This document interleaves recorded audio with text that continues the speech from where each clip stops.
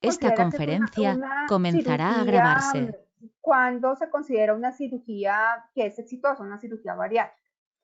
Hay muchas formas de considerar que una cirugía bariátrica. El orden aquí no es el del premio que yo estoy mostrando, pero es más o menos para tener idea, es qué es lo que tenemos que ver. Primero, cuando se logra mantener el peso mínimo alcanzado el mayor tiempo posible. Entonces, bueno, tengo 40 kilos de exceso, logré perder los 40 kilos y llegué a 60 kilos. Y esos 60 kilos, lo ideal es que los mantengamos de ahí en adelante. Si yo logro mantener esa reducción de peso y ese peso saludable por mucho tiempo, ahí se considera que la cirugía fue exitosa.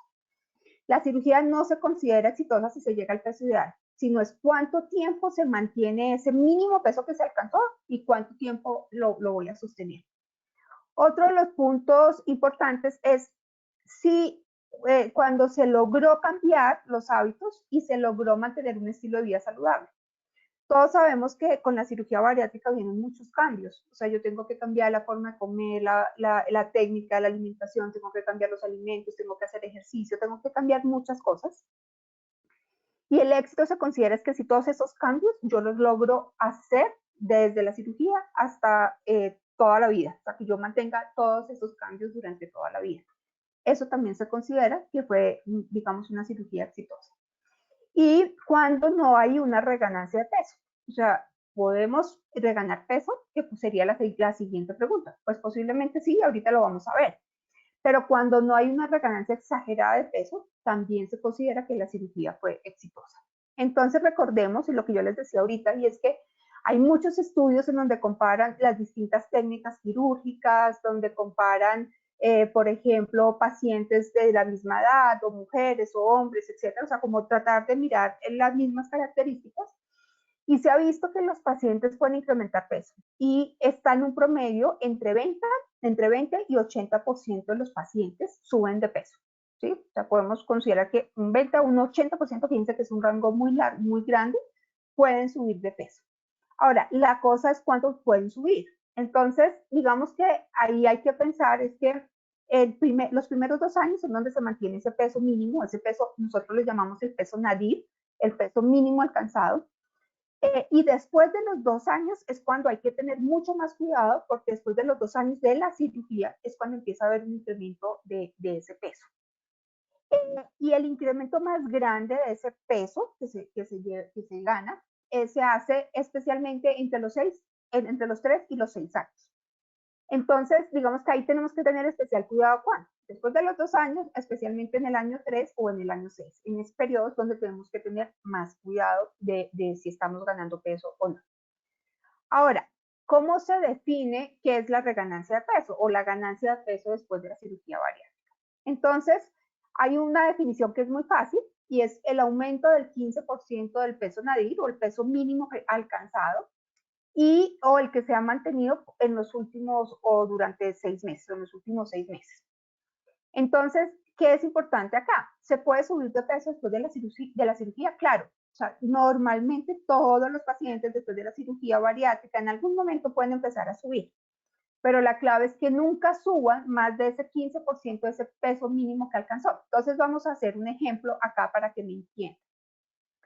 Este es un hombre que se hizo su cirugía bariátrica, el peso antes de la cirugía era de 120 kilos, el peso mínimo alcanzado a los 12 meses de la cirugía fue 65 kilos, ¿sí? Y a los 24 meses de la cirugía presenta un exceso o subió de peso a 80 kilos. Si yo saco ese 15%, esos 65 kilos me da 18%. Si ese paciente subió esos 18% de peso, quiere decir que el paciente tuvo una reganancia de peso y que ahí hay que revisar qué ha pasado. O sea, ahí puede haber muchos factores que haya desencadenado esa ganancia de peso. Entonces, el primer consejo que yo les quiero dar es que tienen que estar revisando el peso, porque si ustedes ven que poco a poco van incrementando y que ese incremento de peso llega a ser mayor del 15%, ahí mismo ustedes tienen que tomar acciones. Pero no cuando suban esos 15 o 20 kilos, ese 15%, sino cuando van o están mirando que están empezando a ganar peso. Ahí es cuando ustedes dicen, bueno, ¿qué tengo que hacer para evitar ganar ese peso? Entonces, hay que mirar cuáles son esas causas o cuáles son esos factores que pueden llevar a esa reganancia de peso. Entonces, uno, es la dilatación de la anastomosis y del pouch gástrico. ¿Eso qué es? ¿Eso con qué se come? Entonces, ¿qué quiere decir? Que a veces se cede el nuevo estómago, ese estómago chiquitico que nos dejaron, ya sea una manga o ya sea un mini bypass o ya sea un bypass gástrico, ese nuevo estómago que se llama el pouch, ese nuevo estómago empieza a ceder y se agranda. También puede ser que la dilatación, en donde se conecta el esófago con ese nuevo estómago, también se puede empezar a dilatar y eso permite que la persona tenga mayor capacidad gástrica y entonces no sienta el dumping que antes le daba, que ya voy a explicar qué es el dumping, que no sienta como ese disconfort gastrointestinal, se siente muy cómodo y entonces empieza a comer un poco más. Entonces, en ese caso ya vamos a mirar qué hay que hacer. O sea, si hay un cambio en la anatomía de ese nuevo estómago, pues hay que revisarlo, hay que mirar qué es. Lo otro que pasa es que hay una adaptación del intestino, ¿sí? Y hay una pérdida del síndrome de dumping. Los que están aquí, que son operados, acuerdan que el dumping, hay dos tipos de dumping. Está el dumping temprano y está el dumping tardío. El dumping temprano ocurre cuando, por ejemplo, yo no mastico muy bien, cuando no como despacio, cuando, digamos, perdón la expresión, trago entero esa porción de alimento que tengo en la boca, o cuando sobrepaso la cantidad de esa capacidad gástrica nueva que me dejaron.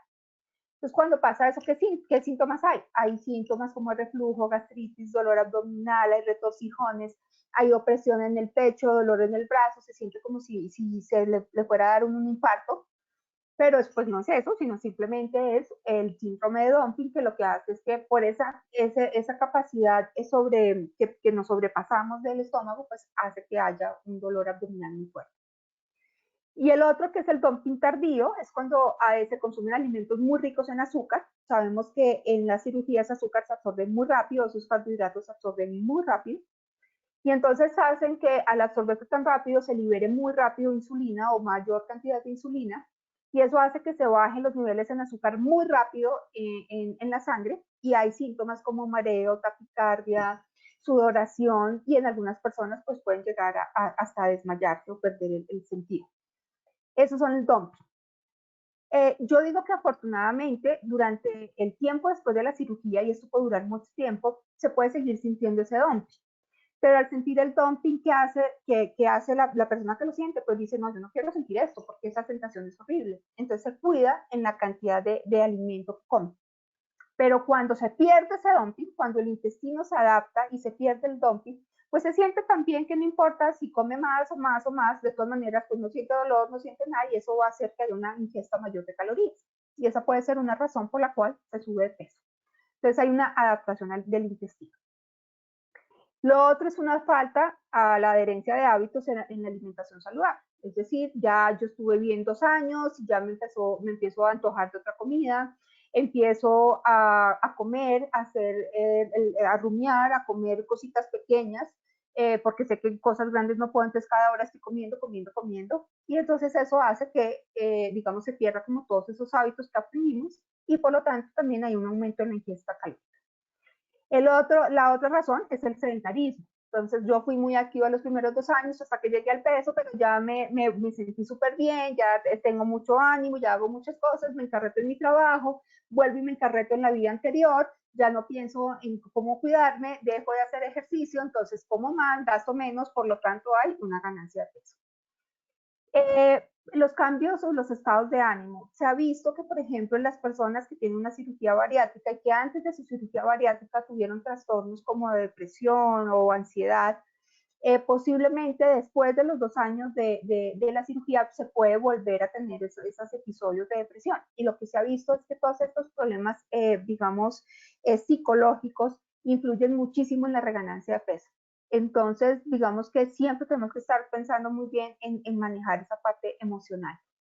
Y lo que dice la evidencia científica en los estudios que hacen y miden toda esa parte de reganancia de peso, es que hay una falta en el control con el grupo médico, el grupo multidisciplinario. Entonces, el primer año van súper juiciosos, Después del año ya no van tanto, después de los 2 años se olvidan que tienen que ir y se abandonan a su futuro. Y eso ha hecho que esa falta de control empiece, digamos, como a no darse cuenta de algunos síntomas o de algunos aspectos importantes que pueden influir en esa reganancia de peso. Y entonces, pues, no se dan cuenta hasta cuando ya subieron 20 o 30 kilos después de la cirugía.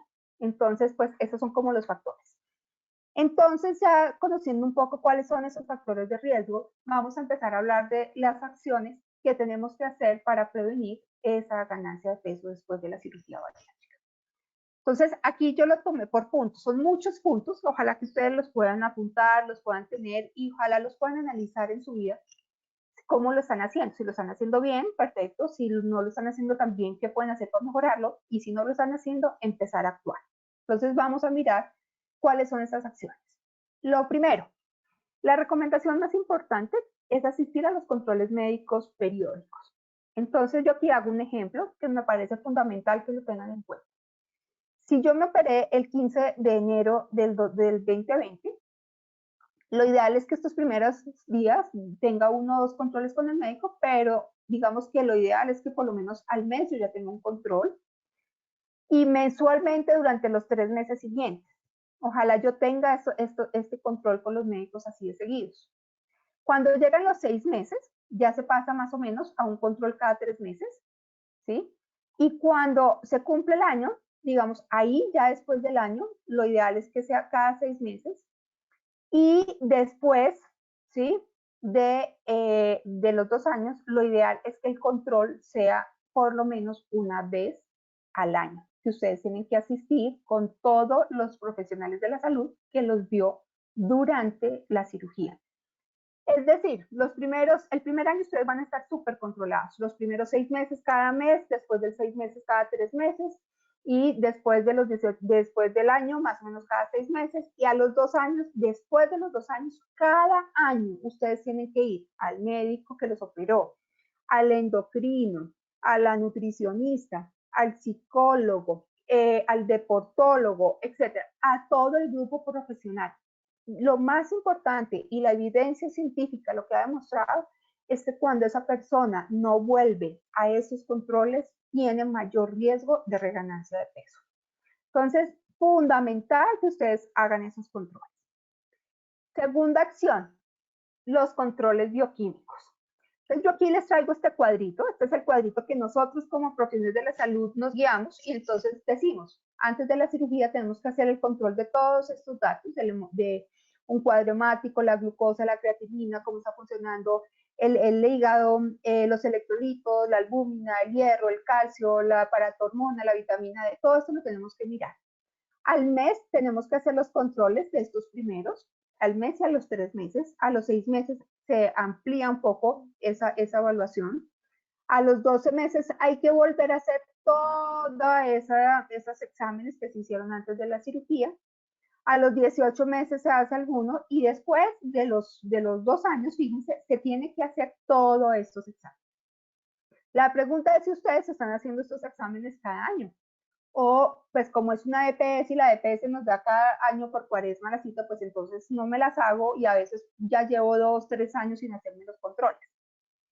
¿Por qué es importante estos controles? Porque eso nos va a determinar qué tipo de alimentación tenemos que llevar, qué tipo de suplementación tenemos que hacer, si tenemos que seguir con la suplementación o no tenemos que seguir con la suplementación, o sea, qué tenemos que hacer. Y eso nos lo va a indicar estos controles. Entonces, fíjense que son muchos los controles que tenemos que hacer bioquímicos y fíjense la cantidad, cada cuánto tenemos que hacer esto. Ojalá ustedes lo tengan en su calendario. Pongan cuándo tengo que hacerme los exámenes. Si este año me los hice en enero, pongan una alarma el 15 de enero del 21 para que les suene y les diga tengo que hacerme los controles de los exámenes. Eso es fundamental. Y acuérdense que no se les vaya a olvidar esos controles anuales.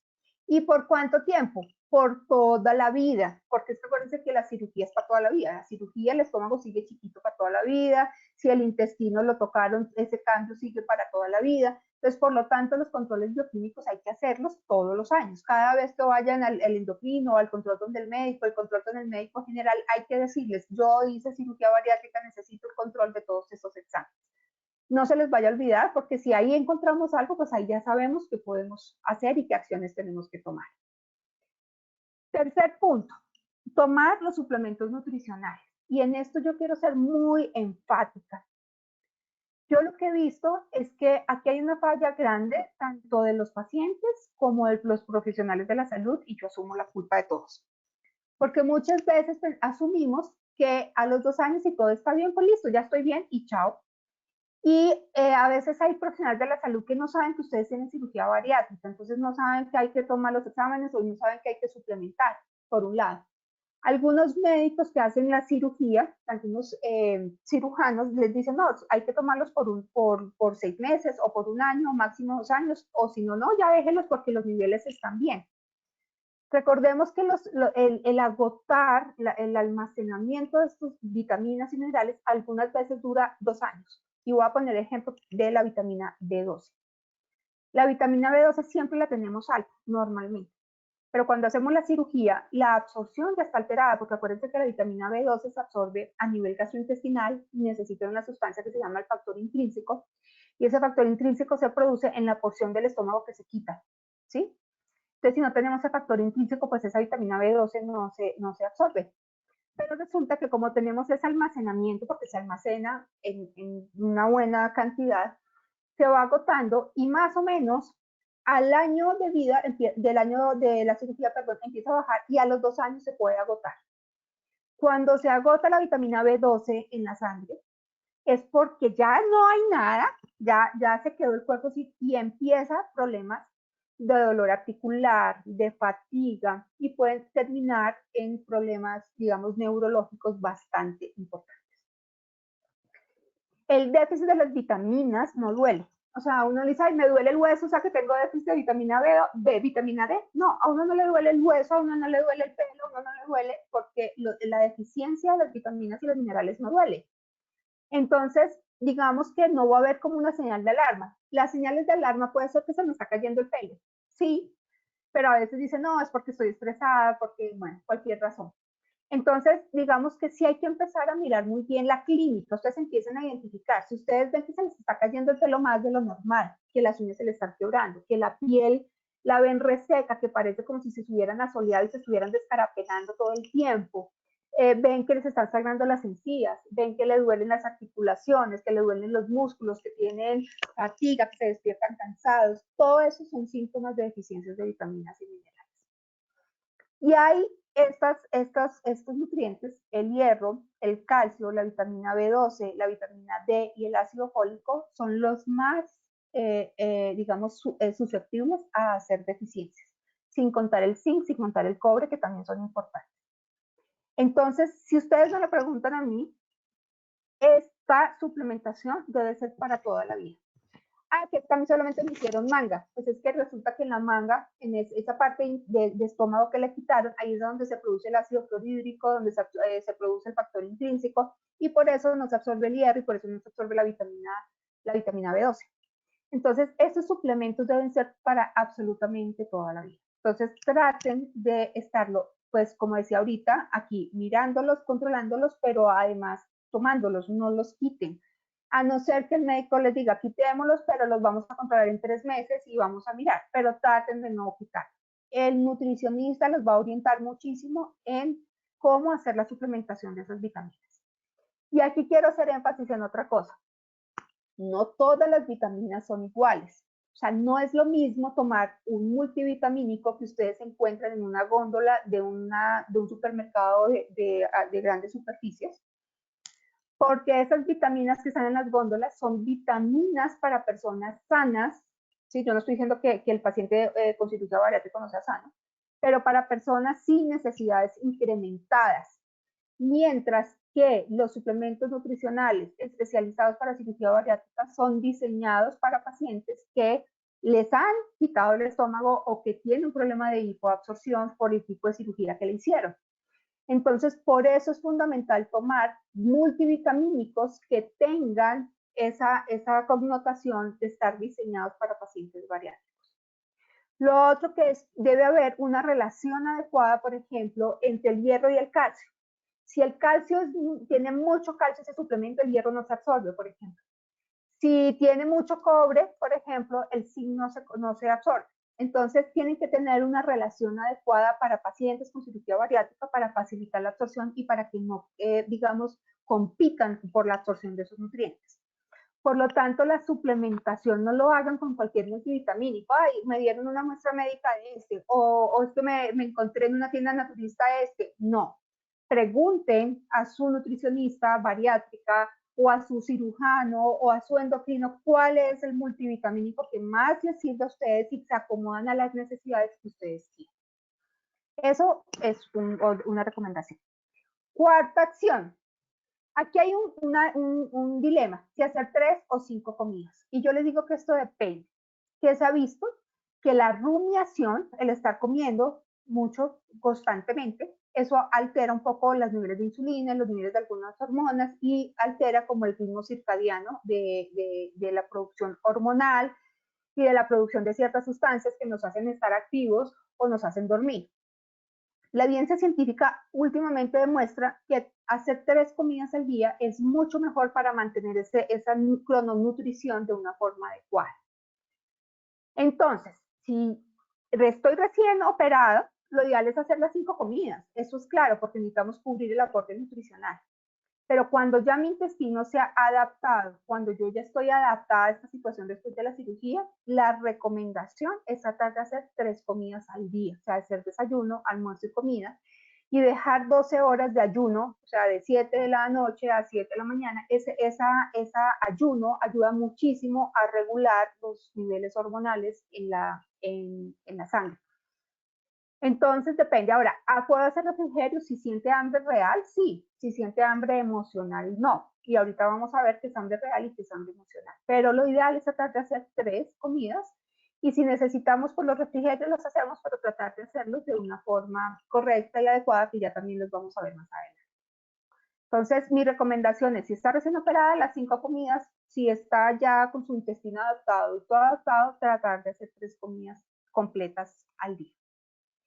Quinto, la hidratación permanente. No se les olvide, el cuerpo necesita alrededor de 1 mililitro de agua por cada caloría consumida. Es decir, que si yo tengo una ingesta de 1500 calorías, pues voy a necesitar 1500 mililitros de agua o de líquido.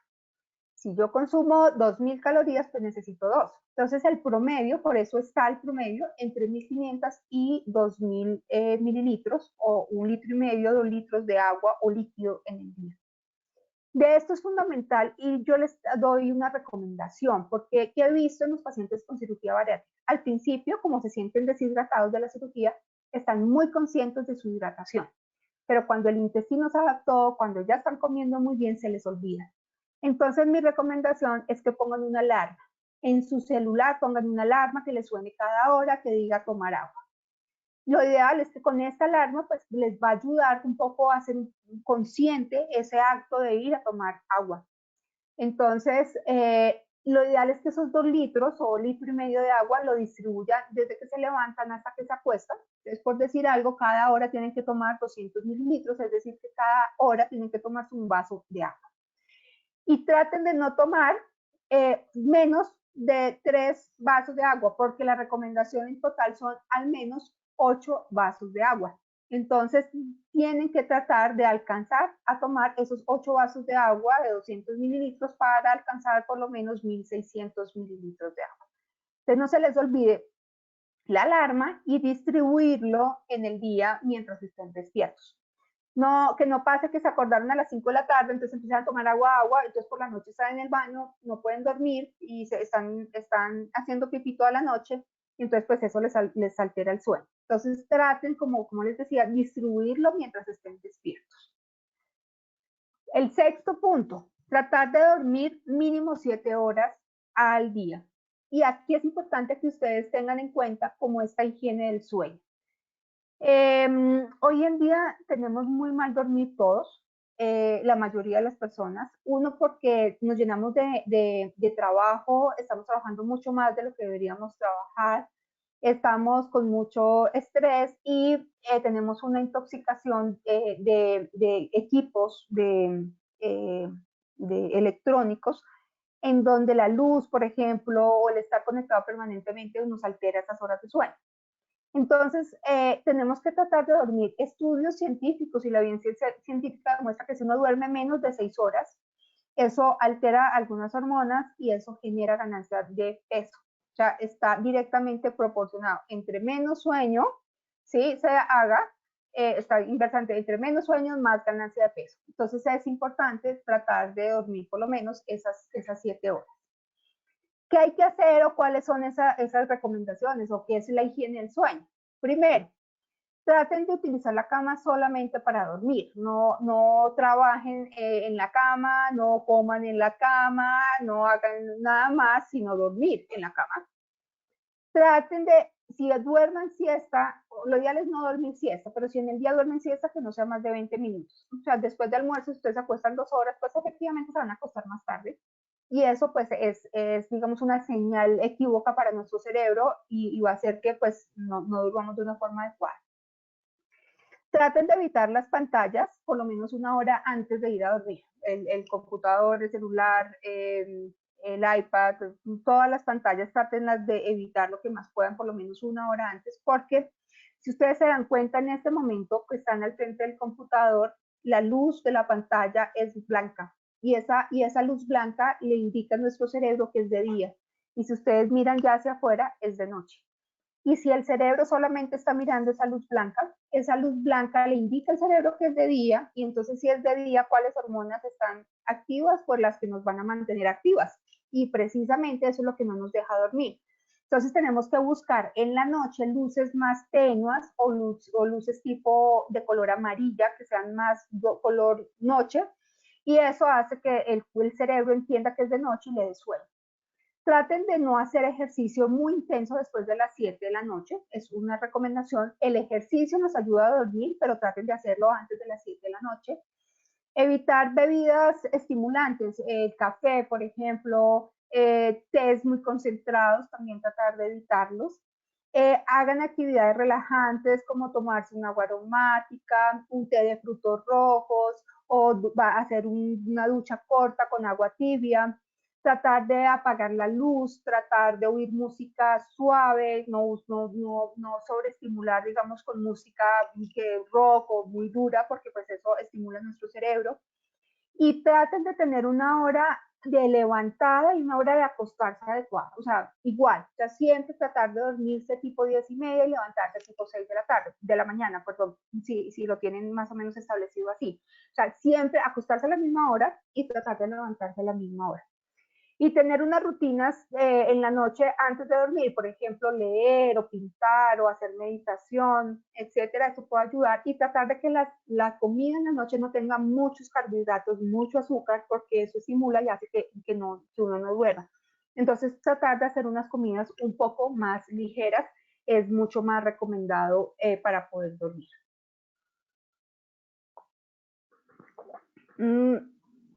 Hacer actividad física y ejercicio. Recuerden que son dos definiciones o dos conceptos distintos.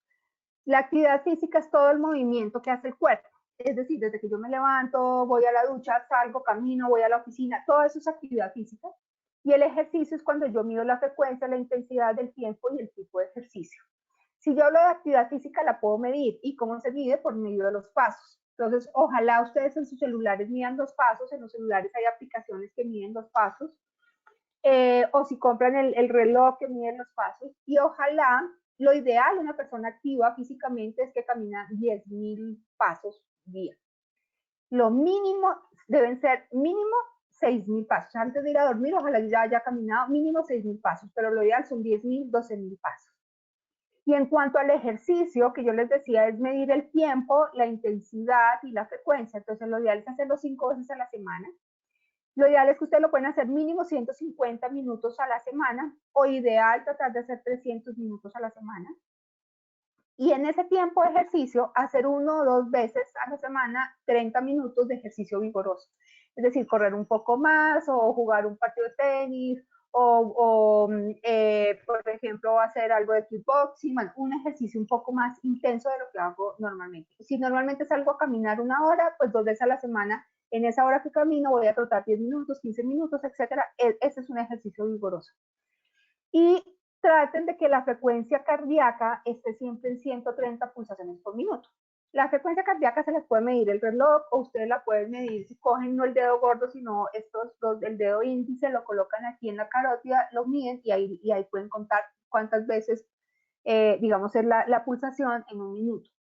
Pero la forma más fácil, para no complicarnos el asunto, es que si ustedes salen a hacer ejercicio, ustedes puedan hablar o puedan cantar sin fatigarse. Entonces, si ustedes salen a caminar y pueden mantener una conversación sin ahogarse, eso quiere decir que su frecuencia está bien. ¿Sí? Obviamente tiene que ser caminando rápido, sin mirar vitrinas, etcétera, pero traten de mantener una muy buena frecuencia cardíaca y es hablar, caminar rápido y poder mantener una conversación o poder cantar sin fatigarse. Si eso lo hacen, pues está perfecto y ese es el tipo de ejercicio.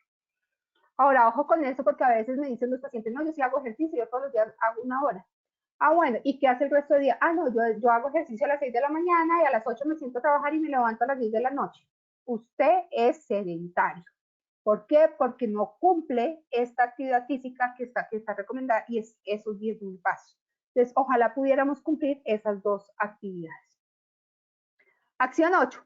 Mostrar responsabilidad por el peso del control, por el control del peso, perdón. ¿Qué quiere decir? Pues no nos tenemos que volver obsesivos del peso, o sea, no tenemos que pesarnos todos los días, ni mucho menos, y ojalá no lo hagamos porque es que el peso, a pesar de que es un valor objetivo, es totalmente subjetivo, porque ustedes hoy pueden pesar 60 kilos y mañana pueden pesar 61 y pasado mañana pueden pesar 58. Cambia totalmente de acuerdo a la hidratación, al ejercicio, si está haciendo frío, si está haciendo calor, etcétera, cambia. Pero sí por lo menos pónganse una meta, me voy a pesar una vez a la semana, me voy a pesar una vez al mes, para que ustedes estén controlando si esa báscula va para arriba o se ha mantenido o va para abajo, que ustedes sepan cómo está. Porque si va para arriba, vamos a tomar esas acciones prontamente y vamos a evitar esa reganancia del 15% del peso. Ahora, de vez en cuando, si ustedes pueden, en el nutricionista o en algún profesional de la salud, en algún sitio, medirse cómo está su composición corporal. Es decir, qué tanto tienen de músculo, qué tanto tienen de grasa, qué tanto tienen de agua, qué tanto tienen de mineral óseo. ¿Por qué? Porque eso nos va a determinar, porque yo puedo pesar 60 kilos y tener un peso saludable, pues un peso entre comillas saludable. Pero cuando yo voy a analizar de qué son esos 60 kilos y si esos 60 kilos es más de grasa, quiere decir que yo no estoy tan saludable, porque la grasa no es saludable. El exceso de grasa no es saludable, no es salud. Entonces yo puedo tener 60 kilos, tener un índice de masa corporal divino, pero si miro para adentro todo es grasa, entonces no estoy tan saludable. Entonces sí es importante mirar cómo es esa composición corporal. Entonces, por ejemplo, los nutricionistas tenemos estas básculas, algunos médicos también lo tienen, entonces tratar como de buscar, mirar esa composición corporal. Y ser responsable en el sentido de que si sé que estoy ganando grasa o si estoy ganando peso, ¿qué es lo que tengo que hacer? Hay que consultar y qué son lo que tengo que cambiar. Y recuerden que esto es importante tener en cuenta que todo va a depender también de, digamos, el sol que ustedes toman, porque acuérdense que la densidad mineral ósea va a depender del sol que ustedes utilicen, ¿cierto? Del sol que les llegue a la piel, porque si esa vitamina D no se activa, entonces se empieza a robar la masa ósea, entonces también debemos en alguna manera, de alguna forma, después de la cirugía bariátrica se vuelve supremamente importante medir esa densidad mineral ósea. De la novena acción, controlar la ingesta calórica. Entonces, esto aquí les traigo unos ejemplos importantes para que ustedes me entiendan qué es la ingesta calórica y la densidad calórica.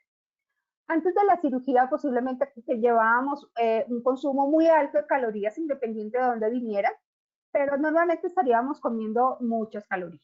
Después de la cirugía, y más o menos hasta el sexto mes después de la cirugía, la ingesta calórica en ese proceso de dieta líquida total, de líquida espesas, purés, etcétera, hasta que lleguemos a la dieta normal, en promedio vamos a comer entre 600 y 900 calorías. Eso también lo demuestran muchos estudios científicos. Y al año de la cirugía bariátrica logramos tener una ingesta de más o menos 1.400 calorías. Y ojalá nosotros al año mantengamos esa ingesta de 1.400 calorías. Pero a veces empezamos entonces que el pouch gástrico se agrandó, entonces empezamos a que nos quepa más, o nos empezamos a hacer antojitos de cosas dulces o comidas más calóricas, entonces ya sabemos que si nos comemos un poquito cada ratico, nuestro estómago lo tolera, pero finalmente al final del día terminamos sumando muchas calorías y eso es lo que nos hace subir de peso. Entonces lo que tenemos que mirar es cuál es la densidad calórica. Entonces yo les pongo aquí un ejemplo. Por ejemplo, yo puedo comer 500 calorías, ¿sí? Pero miren, yo me puedo comer 500 calorías si me tomo esa cantidad de aceite, o 500 calorías si me tomo esa cantidad de quesos, o esta caloría si como esta cantidad de papa o arroz, o esta cantidad de carnes, o esta cantidad de frutas y verduras. ¿Qué quiere decir? Es que yo tengo que buscar que en mayor volumen de comida haya menos calorías. Y eso es lo que yo tengo que buscar en un alimento.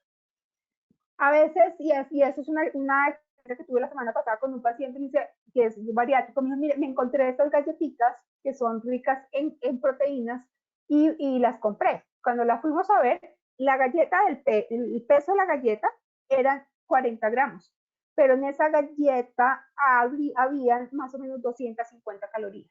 Entonces, imagínense ustedes, en 2 mordiscos se pasan la galleta, se comieron 250 calorías, pero quedaron con un hambre terrible.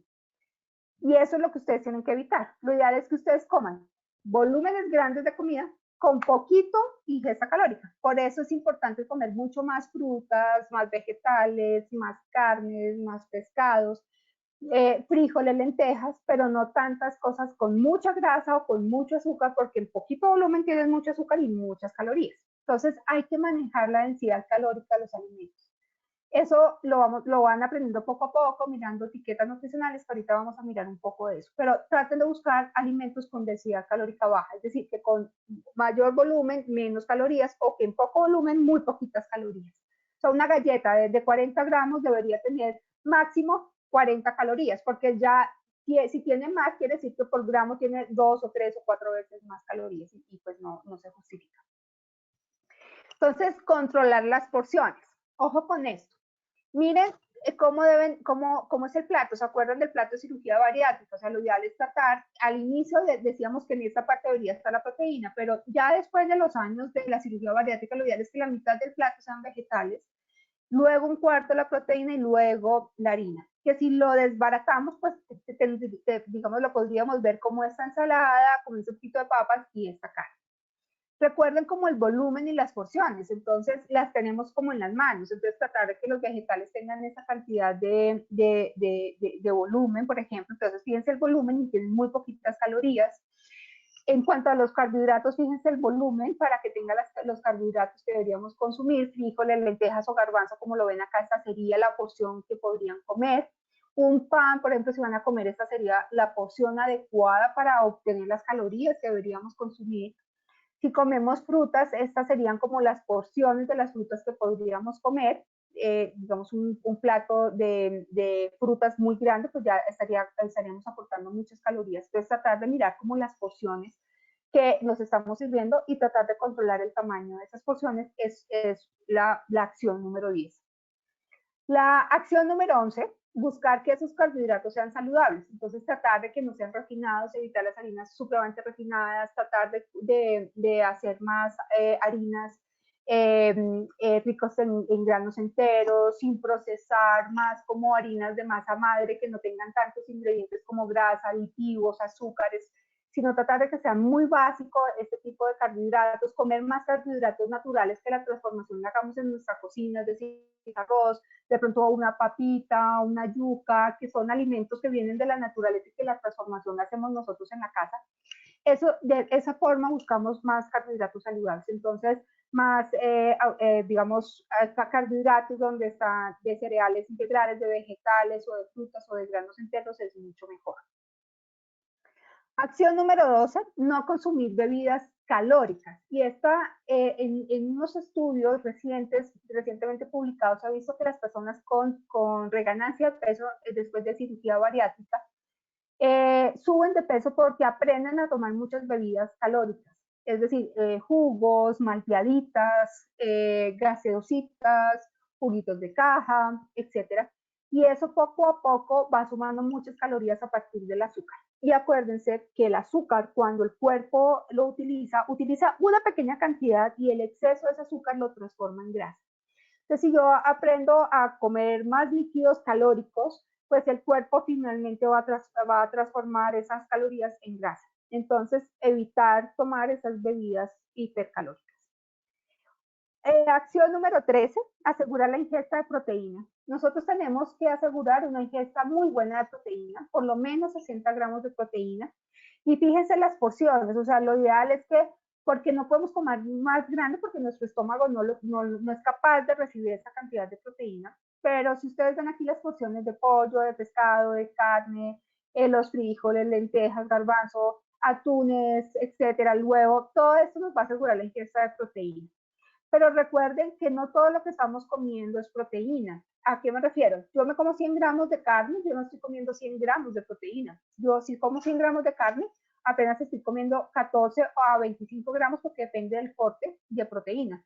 Si yo me como 100 gramos de una pechuga, estoy comiendo entre 20 y 30 gramos. La pechuga tiene 30, por ejemplo, una pierna pernil va a tener 20. Entonces, no toda la proteína que yo estoy comiendo, tanto de origen animal como vegetal, termina siendo proteína.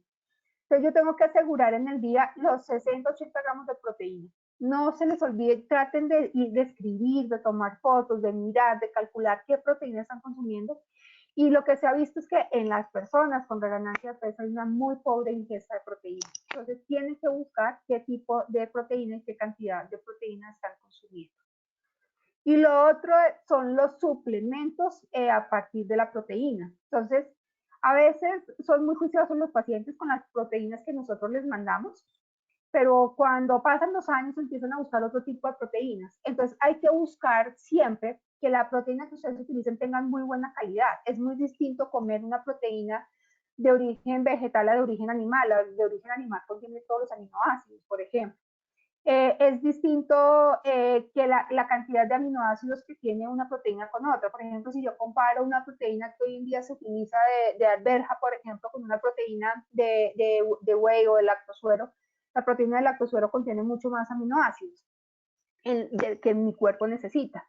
Y también la cantidad por medida, no, yo estoy tomando una medida, pero esa medida puede tener 5, 4, 3, 2 o nada de proteína, o sea, hay que mirar cuánto, y o sea, hay que mirar que tengan alrededor de 20 a 30 gramos de proteína por momento de toma o la porción. Verifiquen, la cuarta acción es verificar el tamaño del plato. Cuando nosotros empezamos con la cirugía bariátrica, empezamos con este plato pequeño, más o menos a los 2 o 3 meses estamos comiendo en esto, y al final cuando el intestino se adapta, deberíamos terminar en un plato cuyo diámetro no pase de 25 centímetros. Entonces traten de medir esos platos donde están comiendo. Hoy en día existen el plato redondo, el plato cuadrado, el plato rectangular, unos platos divinos, pero son tan grandes que los tenemos que llenar de comida para que uno sienta que está comiendo. Entonces traten de buscar vajillas donde sea el plato redondo y donde el diámetro de ese plato mida 25 centímetros. Eso va a permitir que las porciones sean las correctas y las que hemos venido mostrando en toda la presentación. Lo otro es, nunca se les olvide las técnicas de alimentación, y esa es la acción número 15. Traten de comer muy despacio, siempre mastiquen muy bien, no mezclen líquidos con sólidos, traten de estar muy conscientes de lo que están comiendo, la cantidad, y aquí yo los invito a que ustedes se conozcan y conozcan su cuerpo. Recuerden que hay distintas formas de sensación de saciedad. Entonces yo puedo comer un poquito y es como que embolato el hambre. Puedo comer una cantidad adecuada donde yo me siento tranquila, quité el hambre, me siento saciada y además me siento, digamos, tranquila y sin disconfort gastrointestinal. O puedo saciarme hasta quedar hasta acá con dolor de estómago, donde me inflo, me distiende y cuando termino digo, yo para qué me comí todo eso, me siento maluca, me siento enferma. Ojalá nunca queden con esa sensación. Siempre queden con la segunda sensación, como que les hubiera quedado faltando un poquito, como que sientan un huequito.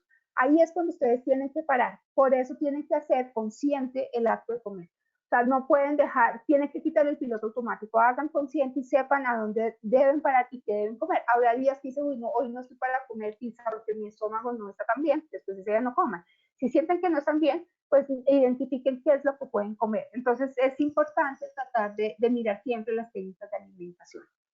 16 es de diferenciar si es hambre real o si es hambre emocional. Si el hambre real, ¿cómo es? Es gradual, viene apareciendo poco a poco, puede esperar, les da la oportunidad de seleccionar qué alimento van a comer, cuando comen se sienten satisfechos y no tienen remordimientos y no tienen como sensaciones de disconfort gastrointestinal. Cuando ustedes comen con hambre emocional es cuando dicen, bueno, ¿qué quiero comer? Abren la nevera, lo que caiga me lo llevo a la boca y como y como y como y no puedo parar. Además siento un disconfort gastrointestinal, etcétera. Eso es hambre emocional. Entonces, cuando es hambre emocional, traten de tratar el hambre emocional. Pónganle nombre y apellido, es porque tengo esto, estoy angustiada, o sea, traten como de diferenciar muy bien qué es. Y la hidratación es fundamental para poder diferenciar si es hambre real o es hambre emocional. Acción número 17, evita las bebidas alcohólicas. He tenido la experiencia de un par de pacientes que han vuelto al peso inicial antes de su cirugía solamente tomando trago, porque antes de su cirugía desafortunadamente no nos dimos cuenta que eran alcohólicos y se hizo la cirugía y después su único alimento son las bebidas alcohólicas. Y en los estudios demuestran que las personas pues pueden incrementar esta ingesta de bebidas alcohólicas y ganan peso, porque recuerden que el alcohol tiene 7 calorías, que tiene mucho más calorías inclusive que una proteína o un carbohidrato, pero esas calorías el cuerpo las transforma ¿en qué? En grasa. Entonces, por eso es importante tratar de evitar lo que más puedan las bebidas alcohólicas. Eliminar el azúcar, fundamental. Traten de no volver a comer azúcar. La glucotoxicidad es lo que más va a generar esa reganancia de peso. Pero no solamente el azúcar que nosotros adicionamos, sino también el azúcar que tienen los alimentos. Entonces, traten de mirar qué tipo de azúcar tienen, qué cantidad, en qué porción, porque mucho del azúcar que nosotros llevamos a la dieta viene oculto y nosotros no nos damos cuenta. Entonces, traten de buscar qué tipo de azúcar y en dónde están esos alimentos y evitar en lo que más puedan el azúcar. La dieta de colores es importantísimo, tratar de que en su dieta y en su plato diario hayan muchos colores, el color blanco, el color amarillo, naranja, el rojo, el morado, el verde. Tratar de que en cada plato que ustedes vean identifiquen un color, porque con eso estamos asegurando el aporte de vitaminas, minerales, antioxidantes, fitonutrientes, etcétera, que muchos de los pacientes bariátricos pueden estar deficientes porque no los comen o porque no los están suplementando. Entonces siempre traten de buscar ese aporte de tantos alimentos, de tantos colores, que es fundamental que hayan estos alimentos. Perdón. Bueno, acción 20, busquen grasas saludables. Y si ustedes me preguntan a mí, Claudia, ¿qué es peor, comer azúcar o comer grasa? No, ninguno de los dos nutrientes es malo. No se trata de satanizar el alimento. Acá lo que se trata básicamente es de escoger mejor los ingredientes de los alimentos. Pero respeto a los carbohidratos que a las grasas. Es decir, traten de comer menos carbohidratos y tratar de adicionar pequeñas cantidades de grasas a su alimentación. Aceite de oliva, aceite de aguacate, comer nueces, almendras, semillas de chía, semillas de linaza. Esto es fundamental porque eso les va a producir saciedad. Si ustedes en un almuerzo, en un desayuno, en algún momento de comida no adicionan grasa, ustedes a la hora van a estar con mucha hambre y van a querer comer. Entonces, la grasa les va a ayudar a controlar ese apetito. Claramente, pequeñas cantidades. O sea, no se trata de adicionarle 4 o 5 cucharadas de aceite de oliva a la ensalada. Una cucharadita está bien, pero siempre esa grasa les va a ayudar a calmar un poco el apetito. Acción 21, leer las etiquetas. Entonces aquí lo ideal es que ustedes lean, traten de mirar el tamaño de la porción, cuántas calorías tiene, traten de que esas porciones no tengan más de 120, 150 calorías, que las grasas no tengan más de 5 gramos de grasa por porción, que no tenga más de 3 gramos de grasa saturada por porción, que sean libres de grasas trans, que no tengan mucho colesterol, que no tengan mucho sodio, máximo 140 miligramos de sodio, y que en los azúcares, en los carbohidratos, de ese total de carbohidratos, tenga por lo menos 2.5 gramos de fibra y que no exceda de 5, máximo 10 gramos de azúcar por porción, pero buscar que ese azúcar sean intrínsecos del alimento, o sea, que sea el alimento que lo da y no que sean adicionados al alimento. ¿Cómo nos damos cuenta? Leyendo los ingredientes. En los ingredientes si aparece azúcar, dextrosa, etcétera, pues eso lo ideal es tratar como de evitarlos o quitarlos. O sea, que sea, por ejemplo, en un yogur debe haber 8 o 10 gramos de azúcar porque es la lactosa normal de la leche.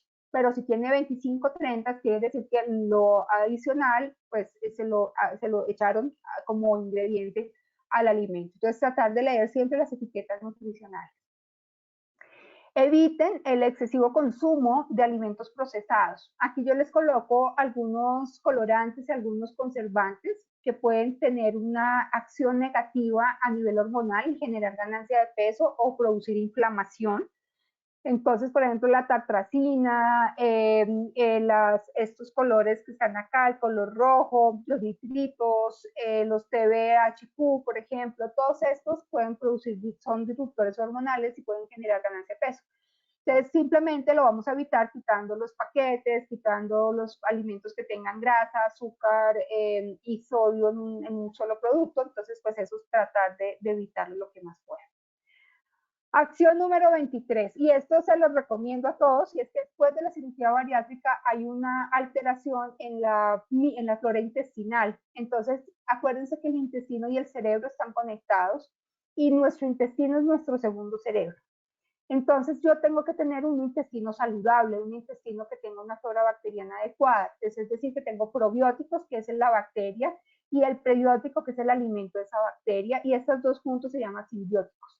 Si esto yo lo tengo adecuadamente, entonces ¿qué va a favorecer? Va a modular el sistema inmune, va a regular la parte hormonal, va a evitar que haya una colonización de bacterias malas en el intestino y van a proteger la barrera intestinal y van a hacer que esa barrera intestinal sea fuerte y no pasen sustancias que no deben pasar hacia la sangre.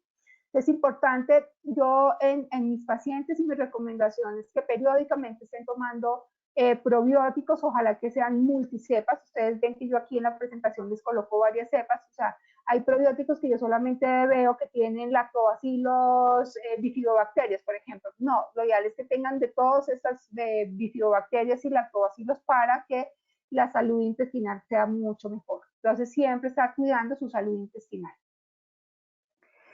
Acción 24, ya vamos a terminar, y eso que hubiera podido hacer muchas, pero bueno, 24, la acción es reducir el estrés. ¿Qué se ha visto? El estrés es bueno, porque finalmente si yo estoy en un sitio y un perro me va a atacar, pues el estrés es el que me genera salir corriendo o pelear contra el perro. Y eso es bueno, ¿cierto? Pero cuando hay un excesivo nivel de estrés que yo no lo sé manejar, y eso va a generar una inflamación constante en el cuerpo y va a afectar el cerebro, el corazón, el riñón, el músculo, todos nuestros órganos. Entonces, por eso lo ideal es tratar como de reducir ese estrés lo que más pueda, haciendo meditación, etcétera, hay distintos métodos para reducir el estrés. 25 es que si ustedes en su familia solamente cambian los hábitos por la cirugía bariátrica, pero el resto de su familia no cambian los hábitos, va a tener un ambiente de riesgo. Es decir, yo llego a mi casa, digo, me hice la cirugía bariátrica, está en mi dieta, y el resto sigue comiendo comidas de domicilio, pizzas, hamburguesas, perro caliente. Posiblemente yo, mientras se sienta el dumping y pueda manejar eso lo manejo, pero apenas yo me sienta mejor, empiezo a comer lo mismo y vuelve otra vez a los hábitos y hay una reganancia de peso. Entonces la clave es que blindemos la familia, toda la familia, ya el esposo, los hijos, todo, el novio, lo que sea, tiene que tratar de cambiar esos hábitos de alimentación para blindar y tener ambientes saludables y no ambientes obesogénicos. Y de eso se trata, de tener una adecuada red social y resolución de duelos también. O sea, la compañía con la que yo estoy, las relaciones con las que tengo, tratar de tener relaciones positivas, tranquilas. Por ejemplo, el tener un mal jefe o tener una mala relación o tener un duelo que yo no he podido superar, llámese la muerte de alguien o la pérdida de alguien o terminar una relación, lo que ustedes lo quieran llamar. Si eso nosotros no lo sabemos manejar, eso influye en nuestro cuerpo porque produce unas hormonas que generan ganancia de peso. Entonces traten de buscar una red social adecuada y tratar de resolver y buscar en ustedes si hay algún duelo que no han resuelto y resolverlo porque eso les va a ayudar muchísimo a mejorar esa parte del peso. El contacto con la naturaleza es importante, o sea, tratar como de estar en contacto con la naturaleza, con las cosas vivas que nos den energía positiva. Eso yo sé que en este tiempo de cuarentena es difícil, pero ese contacto con la naturaleza permanentemente, pues muchas veces nos va a llenar de una energía positiva y eso va a hacer que esas hormonas, el estrés, etcétera, estén controladas y reguladas. Y por último, hacer la revisión quirúrgica. Si se ganó más del 15% de ese peso ideal al que llegamos, lo primero que tienen que hacer obviamente es mirar todos estos, chequear todas estas acciones, si lo están haciendo o no y empezarlos a hacer, pero sobre todo tienen que ir a donde su cirujano a que le den una revisión a esa cirugía, a ver qué pasó, a ver qué hay ahí, porque a veces pueden terminar en una, digamos, reintervención para ajustar el tamaño del estómago o el tamaño de los esfínteres, etcétera. O sea, qué ha pasado ahí para lograr nuevamente bajar de peso y volver a alcanzar ese peso ideal. Entonces, la cirugía o la revisión de la cirugía también es importante que se haga y eso pues lo determina básicamente el cirujano que les hizo la cirugía inicial. Entonces, para llevar a casa, ya acuérdense que la nutrición no solamente lo que llevamos a la boca, sí quiero decirles que todo lo que nosotros, digamos, en alimentos, lo llevemos a la boca, todo es información. Y yo puedo llevar información buena o información no tan buena. Entonces, escojamos el llevar siempre información buena, pero tenemos que tener un equilibrio en nuestra función del cuerpo, en nuestra parte mental y en nuestra parte emocional para lograr mantener ese peso adecuado después de la cirugía. Si yo estoy en desequilibrio en esa parte emocional o en esa parte mental o en esa parte de salud, normalmente lo que va a terminar es en una reganancia de peso. Por eso les decía al principio que las pacientes, yo puedo hacer todo, pero tener un momento de depresión o tener ansiedad o tener un problema psicológico, eso me va a llevar a que haya una reganancia de peso. Entonces, todas estas acciones que nosotros hagamos en mantener el equilibrio es lo que nos va a permitir mantener ese peso, el peso mínimo que alcanzamos después de la cirugía bariátrica. Bueno, muchas gracias por su atención. Estas son mis redes sociales y también les dejo las redes sociales de BNS por si allí también ustedes pueden encontrar asesorías y lo mismo pues en las redes de la Fundación Sanos y Saludables. Entonces, no sé si haya preguntas, dudas. Hola, Clau. Sí, hay muchas, hay muchas preguntas. Muchísimas gracias. Muy interesante, como siempre, tu charla y nos sirve a todos. O sea, cada día aprendemos más y más del manejo de la nutrición en cirugía bariátrica. Tenemos varias y te las voy a empezar a leer una a una, ¿te parece? Dale. Listo, entonces nos preguntan algo como que dice, llevo 10 años, 10 meses, perdón, de cirugía de manga gástrica. Hace un mes empecé a sentir mucha hambre y ansiedad. Más como un consejo, Bueno, diría. sí, aquí hay que tener en cuenta y es un momento la situación que estamos viviendo, porque no solamente, digamos, por la cirugía bariátrica se va a sentir ansiedad, es el momento de cuarentena, el encierro, la incertidumbre, un futuro que no sabemos cómo es, eso genera ansiedad. Entonces, digamos que mi recomendación es la siguiente. Primero, haz un chequeo de todo esto que yo acabo de hablar. O sea, la idea es como revisar qué está pasando. Seguramente es una parte emocional, entonces lo que tenemos, si es esa emoción, ¿cómo vamos a manejar la emoción? Pues hay que buscar primero, tratar de bajar ese estrés haciendo un poco de ejercicio, haciendo meditación, tratar de pintar, si te gusta de pronto pintar o escribir o leer o algo, tratar de buscar este tipo de bajar el estrés. Ese es un punto. Hay algunos suplementos o deficiencia, por ejemplo, de vitaminas, que si hay deficiencia genera ansiedad. Entonces hay que mirar qué tipo de proteínas estás comiendo, porque si no estás comiendo alimentos ricos en triptófano o suplementos ricos en triptófano, la deficiencia de triptófano genera ansiedad por comer y inclusive puede generar falta de sueño.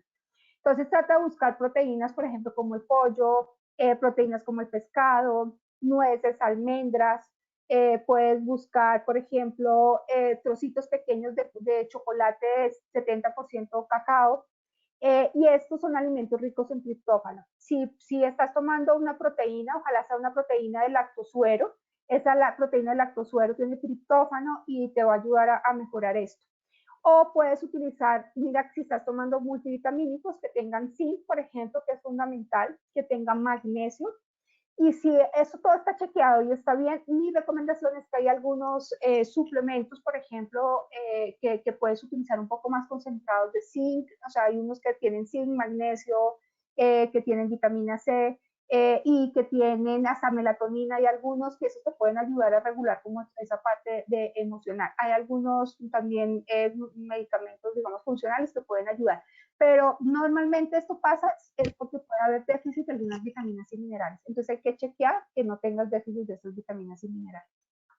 Vale, perfecto, muchas gracias. La siguiente yo pienso que tiene mucho que ver también. Dice, tengo 13 años de operada, un bypass gástrico, se mantuvo en su peso ideal, pero este año ha subido 5 kilos. Ella dice que muy seguramente es por lo mismo, la ansiedad y la pandemia, que está muy angustiada y ha venido subiendo y subiendo de peso. Acá mi recomendación básicamente es lo siguiente. En esta pandemia hay, digamos, una característica, y es que nos hemos vuelto, digamos, son muchas características. Una, sedentarios. Entonces, uno es tratar de buscar alguna idea. Si no podemos salir y realmente estamos en cuarentenados, como digo yo, traten de bajar algunas aplicaciones para hacer ejercicio. O sea, hay muchas aplicaciones, hay unas donde son ejercicios de resistencia, fuerza, hay clases de aeróbicos, hay clases de ejercicios funcionales. Entonces tratar de que en la casa por lo menos 30 40 minutos de hacer algún tipo de ese ejercicio. Lo otro es que revisa los horarios, porque en la casa, ¿qué pasa? Nos levantamos, trabajamos, y a veces cuando estamos en la casa no nos damos cuenta que son tantos y son 10 de la noche, 11 de la noche, seguimos trabajando. Entonces tratar de tener los horarios de trabajo, respetar los horarios de comida, y revisa y chequea si no tienes ingestas nocturnas, porque una de las causas que he visto yo es que empiezan a comer después de las 9 de la noche, 9, 10, 11, comen, como se acuestan, nos estamos acostando 12, 1, y hay ingestas en la noche calóricas, eso puede estar generando ganancia de peso. Entonces hay que chequear eso también. Ok, vale, gracias, Clau. Laura Norato nos dice, ¿se puede volver a adquirir la sensación de dumping tardío? A mí al principio me pasaba, pero ya no. Tiene 1 año y medio de operada. Ajá. Todo va a depender, porque el tardío puede ocurrir, sí, en algunas circunstancias. Por ejemplo, cuando tengamos ayunos largos, por ejemplo, no desayunamos, no almorzamos y rompemos el ayuno con, por ejemplo, una porción grande de fruta rica en azúcar o con un jugo. Ahí estoy segura que lo vas a sentir. O, por ejemplo, cuando por la noche no comes y te da por tomarte un trago en la noche sin comida ni nada, estoy segura que también te va a dar el don.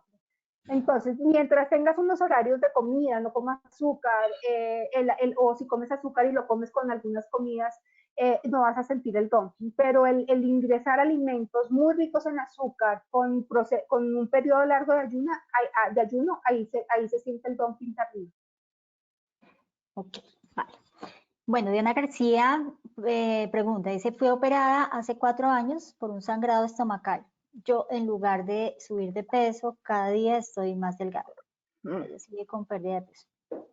Ok, eso es importante analizarlo. O sea, toca mirar cuánto es la pérdida de peso, uno. Toca mirar si hay mala absorción de alimentos. Entonces hay algunas pruebas que uno hace, por ejemplo, hacer la tasa fecal. Entonces uno mira ahí cómo está la absorción de nutrientes, porque en algunas circunstancias puede pensar que haya una digamos que se aumente la mala absorción de los nutrientes, y en esos momentos se empiezan a necesitar enzimas digestivas. Entonces hay que mirar es cómo está todo ese proceso de absorción de nutrientes, hacer algunas pruebas de absorción, que es importante hacerlo, eso es uno. Lo otro, pues básicamente también chequear qué estás comiendo, qué cantidad de calorías estás comiendo y qué estás gastando, porque posiblemente puede ser una ingesta pobre calórica y de nutrientes. Entonces también pues hay que chequear esa parte. Se ha visto, por ejemplo, cuando hay una alteración en la flora gastrointestinal después de cirugía bariátrica, eso puede generar o ganancia de peso o pérdida de peso. Entonces hay que mirar cómo está tu flora intestinal, si hay gastritis, si hay reflujo, si hay, digamos, una flora bacteriana no adecuada. Pues eso, digamos que habría que mejorarlo para que mejore la absorción de nutrientes. Entonces, pues eso también sería interesante revisarlo. Y revisar un poco, como digo, el aporte nutricional, para que no, pues asegurarnos que estés comiendo las calorías que necesitas. Vale, perfecto. Jenny Paola Mora dice que si por patologías diferentes está prohibido tomar hierro y zinc, ¿qué se hace?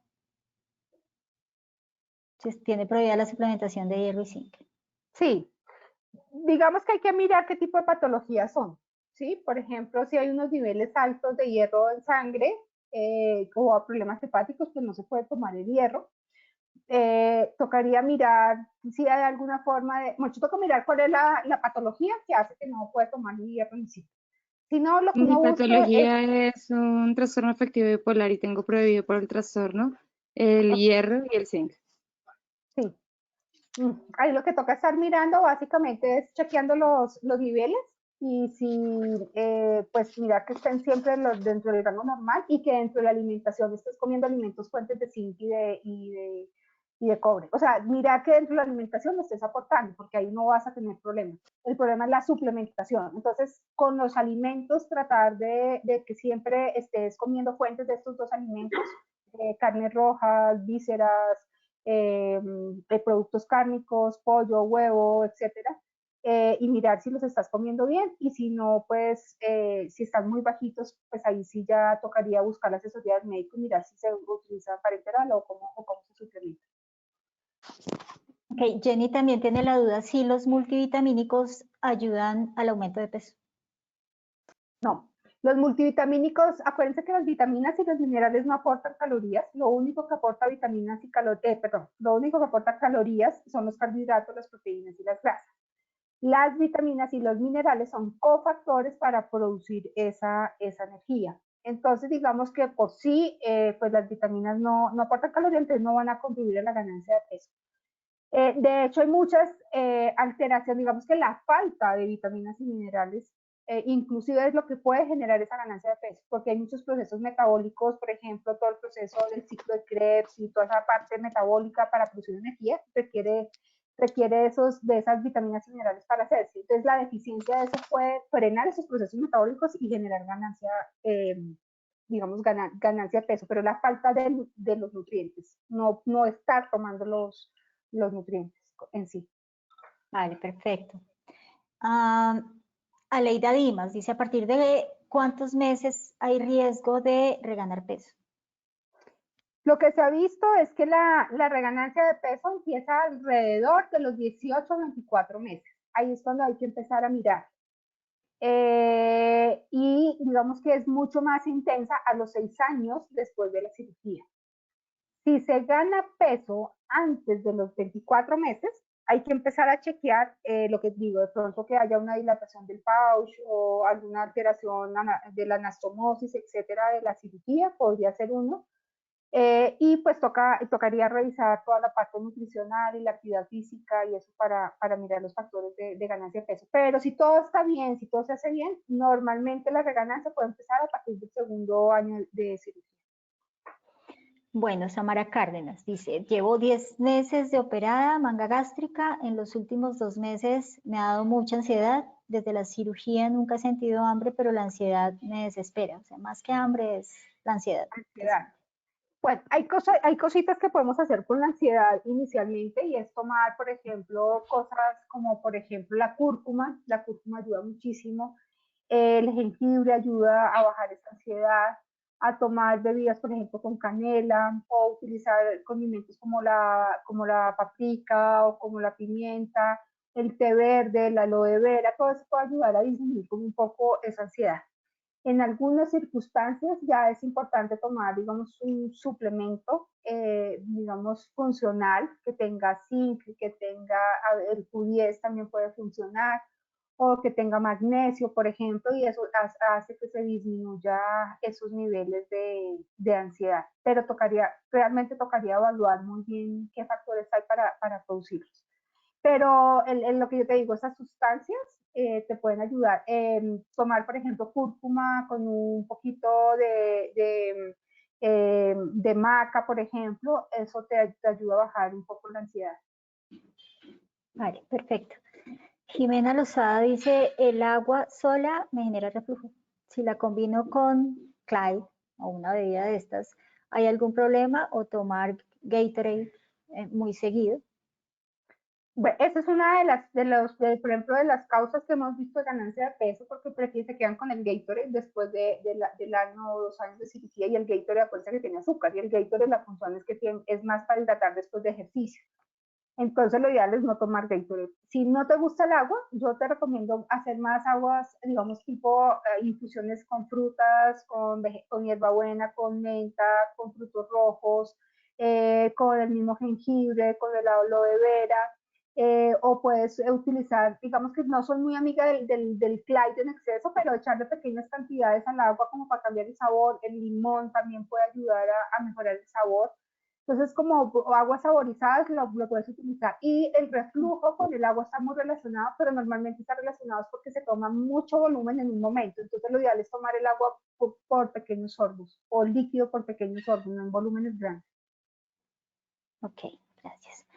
Elena Huelvas nos pregunta qué estudios se tomaron como referencia para la distribución de calorías y macronutrientes.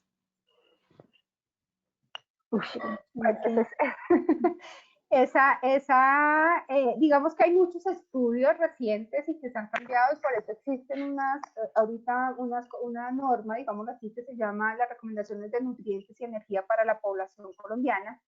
Y de eso se tuvieron en cuenta muchos estudios, tanto nacionales como internacionales, para hacer esa distribución. ¿Y qué es lo que se miró? Digamos, porque ha habido cambios. Anteriormente, por ejemplo, se recomendaba consumir entre 60 y 65% de las calorías a partir de los carbohidratos. Y lo que determinaron algunos estudios es que ese exceso de carbohidratos está llevando a que la población se sobrealimente, y por eso se bajó el aporte de carbohidratos más o menos al 50%.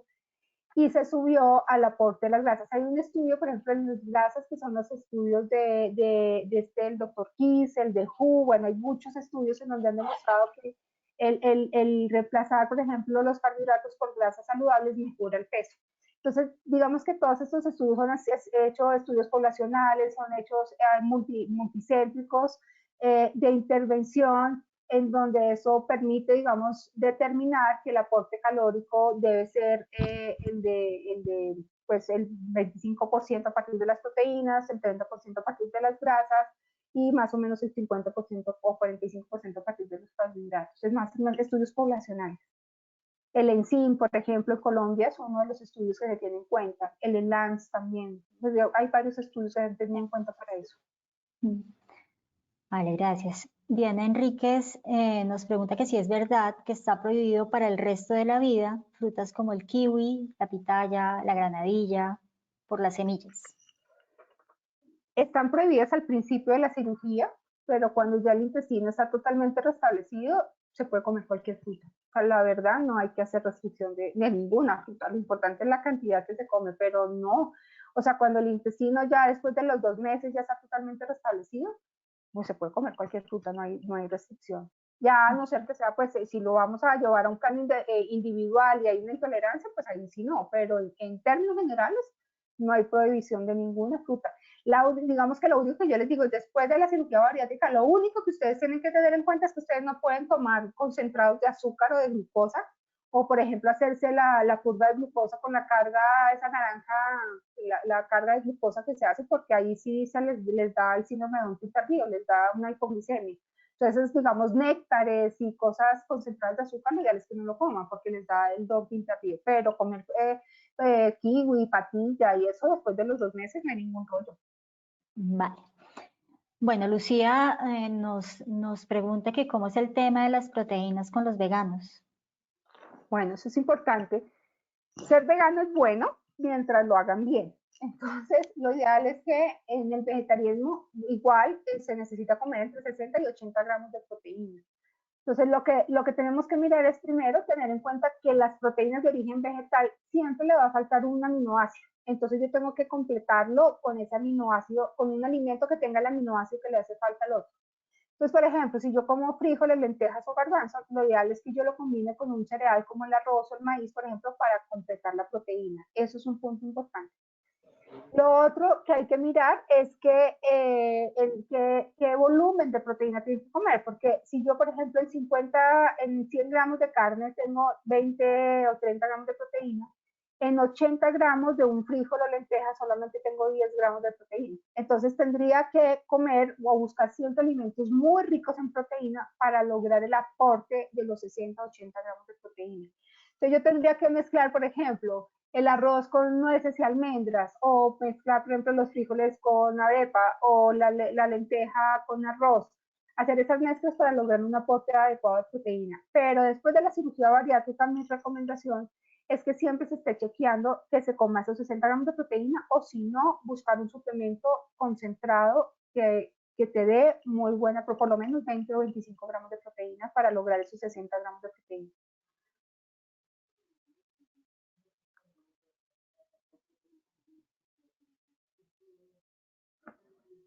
Lili, no te oigo, se le quitaste el micrófono. Sí, ya, perdóname. Ángela Judith Cruz dice que hace 22 meses se operó, pero desde hace unos días tiene reflujo, que no la deja comer ni dormir. ¿Qué puede hacer? Bueno, hay que mirar de dónde es ese reflujo. Digamos que medidas que podemos hacer en este momento es, por ejemplo, no mezclar líquidos con sólidos. Ahí había una pregunta que estaba viendo, ¿por qué no mezclar líquidos con sólidos? Porque la cosa es que si yo mezclo líquidos con sólidos, por ejemplo, yo me como algo sólido y empiezo a meter líquido, el líquido va subiendo, subiendo, y eso genera que pase mucho más fácil del estómago hacia el esófago y hacia la boca. Si ustedes hacen el ejercicio en un vaso de agua, ponen un balón, pues el agua sube, una pelotita, el agua sube. Eso es lo que pasa en el estómago. Entonces, hace que haya reflujo. Lo ideal es siempre parar la toma de líquidos 30 minutos antes de comer un sólido y volver a tomar líquidos 30 minutos después de digerir el sólido. Eso es uno. Lo otro es tratar de comer volúmenes pequeños, es ideal, o sea, tratar de no exceder esa capacidad gástrica, por eso es importante tener conciencia cuánto quedó ese estómago, si de 60, 80, 120 mililitros, y tratar de comer esa cantidad. Entonces, una de las causas del reflujo es que estamos excediendo esa capacidad gástrica, entonces toca revisar. Lo otro es si puede haber una hiperacidez, ¿sí? O una pH alcalino, que eso también pues, puede generar como eso. Entonces, es buscar que el pH esté adecuado. Entonces, tratar de evitar alimentos muy condimentados, muy picantes, pues también eso puede ayudar a controlar un poco el reflujo. Evitar el excesivo consumo de grasa, porque el excesivo de grasa relaja el esfínter, entonces ahí hay que comer un poco más de alimentos proteicos. Evitar alimentos como brócoli, coliflor, repollo, pepino con, etcétera, porque eso pues, son generadores de gases, entonces eso puede, digamos, como inflamar el estómago y producir el reflujo. No acostarse inmediatamente después de comer, sino esperar por lo menos 2 horas, o acostarse casi sentada para que no haya el reflujo. Utilizar medidas, digamos, de levantar la cabecera de la cama. Y pues digamos que una recomendación es tomar medicamentos como inhibidores de la bomba de protón, como los omeprazoles o la ranitidina, pero esta recomendación sí ya debe ser más por el médico tratante. Ok, vale. Ana Daza dice que si podemos tener acceso a la presentación, Clau, que está muy interesante.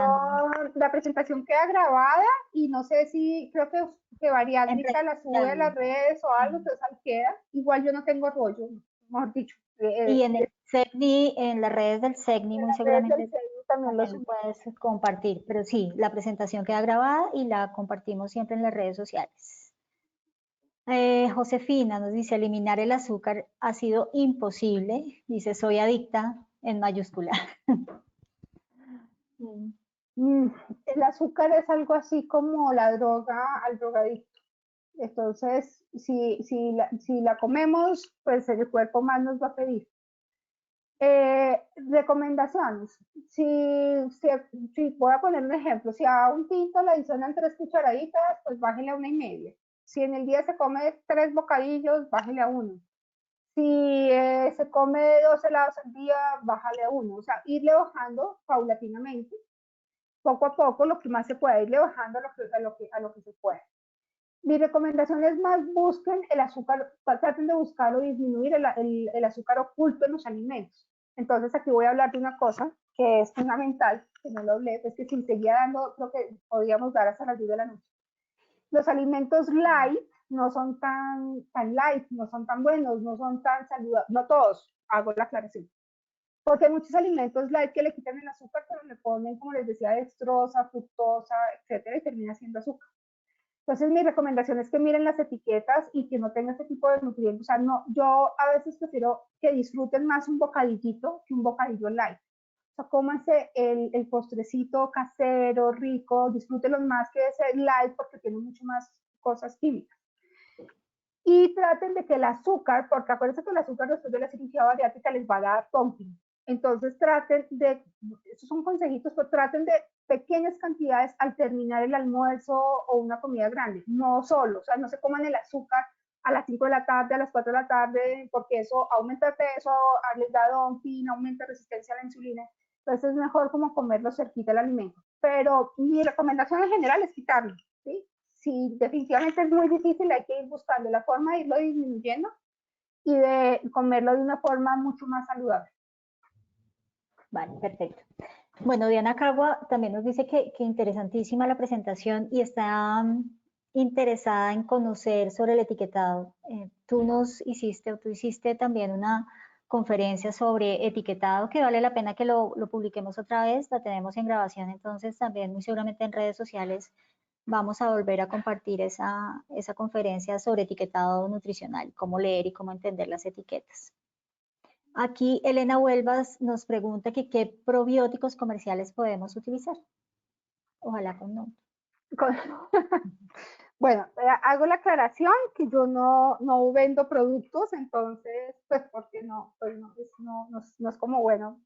Pero mira, tienes que buscar varias cosas. En los probióticos tienes que mirar también la etiqueta nutricional y que diga que tenga varias cepas. No te sirve que sea de una sola cepa. O sea, dices la lactobacilos X. No, tiene que tener muchos lactobacilos y muchos probióticos. En el mercado hay mucho. Otra recomendación que te digo que son mejores son los que vienen en sobres, los que vienen para disolver en agua. Esos son mucho mejores que los que vienen en cápsula. Esa es otra recomendación. En el mercado hay muchos, voy a decir marcas en general, está Vivera, está Multiflora, está Probiessence, está Pronel. Bueno, son muchos los que existen en el mercado. Yo no sé si BNS tiene probiótico ni no, no, ahorita mismo no tenemos probióticos. Ok. Sí, pero esos son, pero digamos que para escogerles que sea multisierra y que venga el sobre. Vale, muchas gracias. Bueno, poco a poco hemos ido respondiendo las preguntas y ya creo que nos quedan pocas.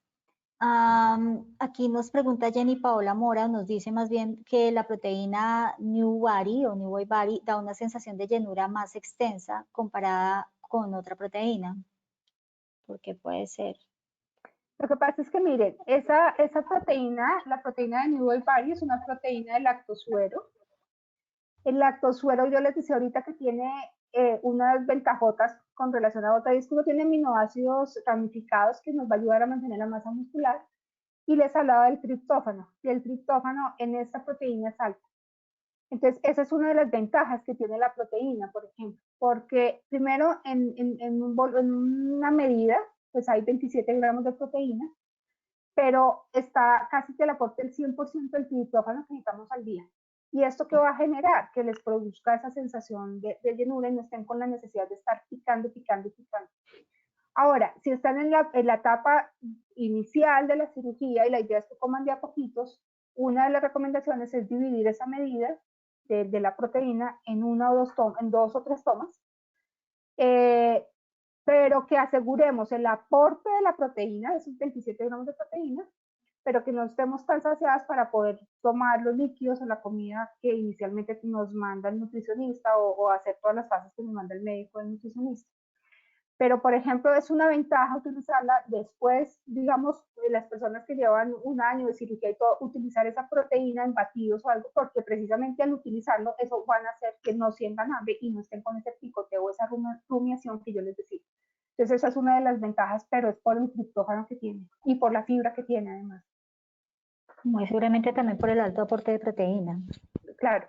Sí, por eso también. Bueno, Jorge Freddy pregunta que si el maní y las uvas pasas son buenas. El maní no, las uvas pasas sí.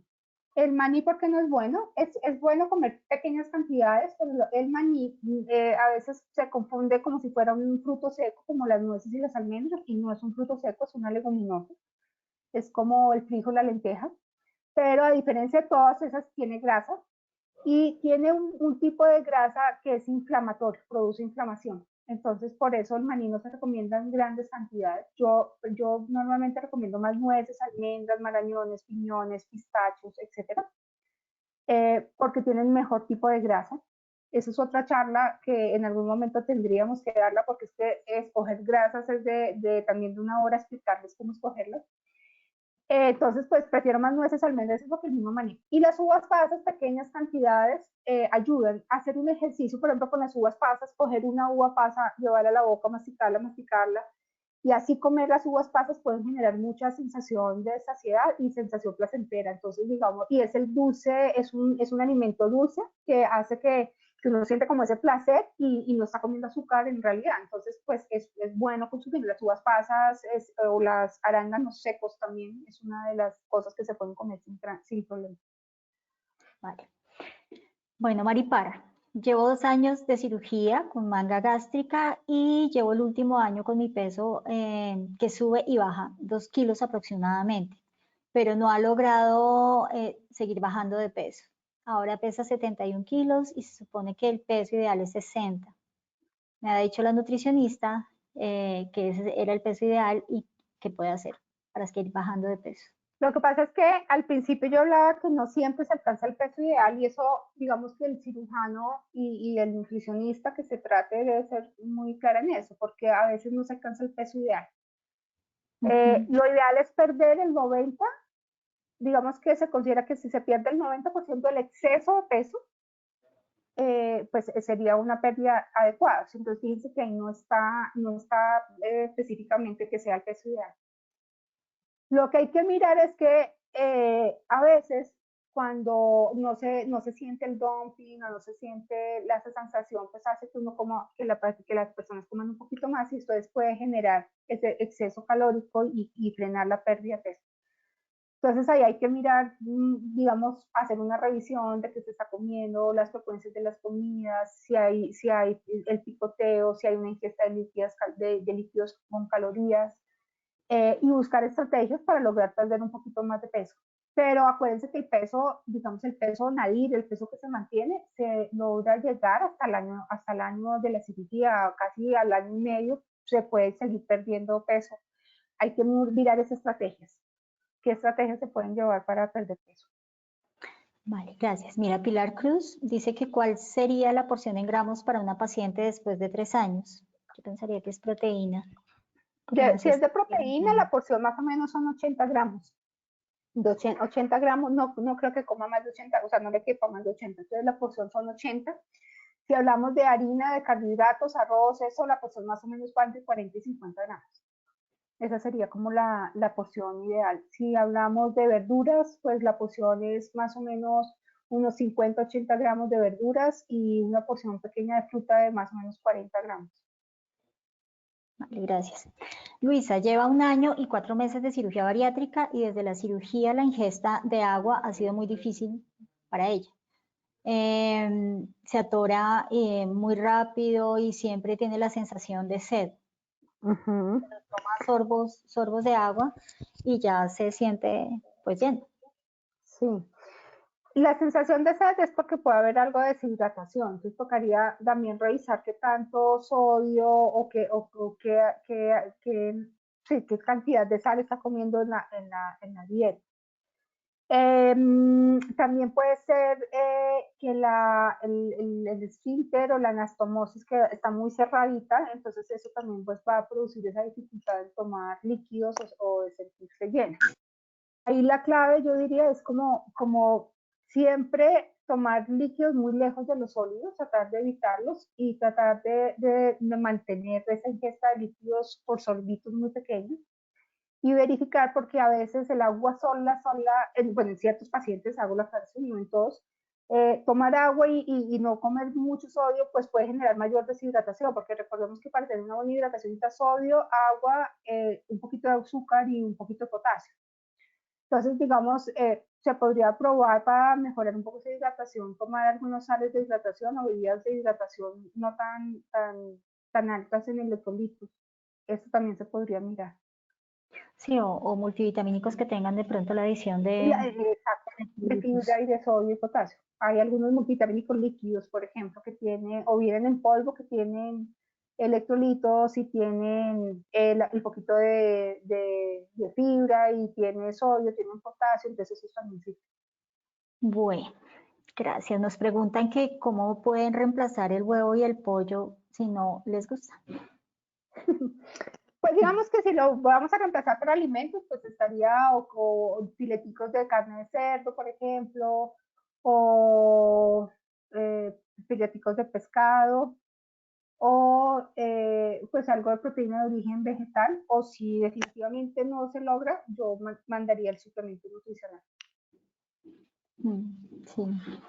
Aquí Josefina nos dice que Claudia es bruja, todas las anteriores. Como así. Las respuestas, muy seguramente has acertado con todas las respuestas. Todas las dudas que han tenido. Básicamente, Claudia, básicamente es que te hice la pregunta, yo soy la persona que tengo la operación hace 13 años Sí. y absolutamente todo lo que me dijiste lo estoy haciendo mal, o sea, es verdad, por eso eres Sí. bruja, o sea, ya entendí qué es lo que pasa. Bueno, yo me asusté, dije, ay, Dios mío, tengo la... Bueno, me Perdón. Es Sí, bueno.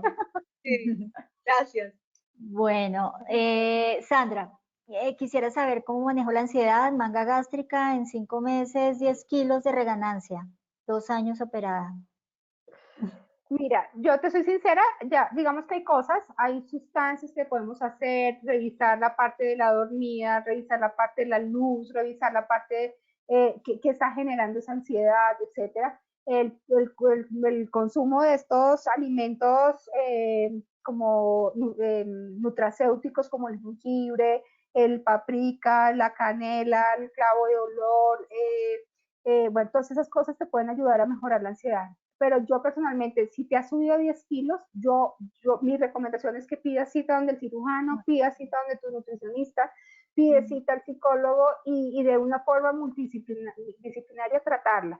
Yo te puedo dar algunas recomendaciones, igual si necesitan alguna cosa, yo después por el personal o podemos hablar y darles algunas, porque hay ciertas cosas que uno puede utilizar con multivitaminas, pero si has ganado 10 kilos en esto, yo correría al cirujano y correría al nutricionista y correría al psicólogo para que me ayudara.